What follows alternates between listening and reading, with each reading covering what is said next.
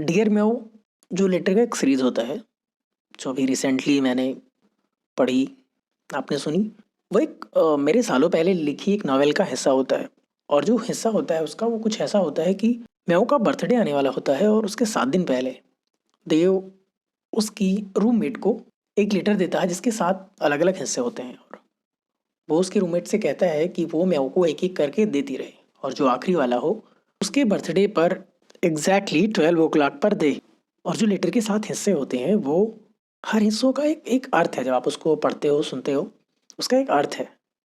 तो वो जो 7 अलग-अलग हिस्से हैं, 7 अलग-अलग कहानियाँ हैं, 7 अलग-अलग यादें हैं, वो 7 वचन की तरह हैं, जो किसी रिश्ते को चलाने के लिए बहुत इम्पोर्टेंट है।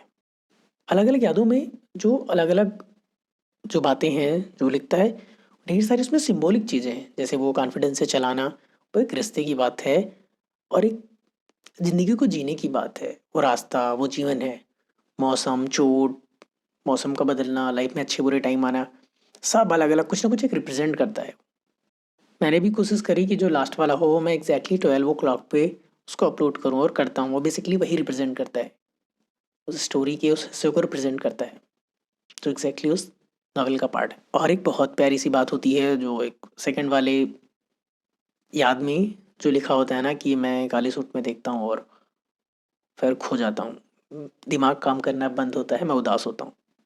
बेसिकली वो उदास नहीं होता है, बहुत नाराज़ होता है, उससे बहुत ज़्यादा नाराज़ होता है। इतनी छुट्टियाँ, इतने दिन, ढेर सारे फेस्टिवल्स होते हैं, ढेर सारी बड़ी-बड़ी छुट्टियाँ होती हैं और म्याऊँ देव से बात नहीं करती है। इसके लिए देव बहुत ज़्यादा नाराज़ होता है, एक्सट्रीमली वाला नाराज़ होता है। फिर भी क्योंकि वो उससे दूर होती है, अगर वो ये वर्ड लिखता उस लेटर में कि वो नाराज़ है, तो वो उदास होती, परेशान होती, वो दूर थी। इसलिए वो ये वर्ड ना लिख के उदास लिखता है, ताकि उसको सुन के बुरा ना लगे। पूरी यादों में, बातों में ढेर सारी सिंबॉलिक चीज़ें हैं और बहुत प्योर और बहुत इनोसेंस है। जैसे उँगलियों के छूने से वो खुश हो जाता है, उसके लिए बहुत प्यारी और बहुत खूबसूरत सी बात है ये। और उन बातों, उन यादों की प्योरिटी मेंटेन है, इसी वजह से मैंने कोई बैकग्राउंड म्यूज़िक नहीं यूज़ करी। क्योंकि क्या होता है ना, जब हम बैकग्राउंड म्यूज़िक में चले जाते हैं, तो फिर थोड़े इमोशनल हो जाते हैं। उसमें हम खो जाते हैं, फिर हम बातें तो हमें फिर अपने आप अच्छी लगने लगेंगी। फिर उस बातों की प्योरिटी ख़त्म हो जाती है। तो मैंने चाहा कि जो मैं लिखा है मैंने वो सब प्योर एकदम से रहे। इसीलिए ना वीडियो में कोई मैंने इमोशन यूज़ किया, ना ही बैकग्राउंड में कोई म्यूज़िक यूज़ करी। एकदम प्योर वर्ड एग्ज़ैक्टली।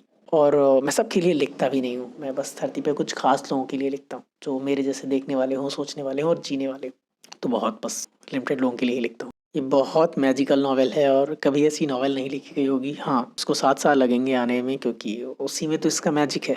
टाइम लगेगा, पर ऐसी चीज़ कभी बनाई नहीं गई होगी, ना कभी लिखी गई होगी। इतनी प्यारी और इतनी मैजिकल।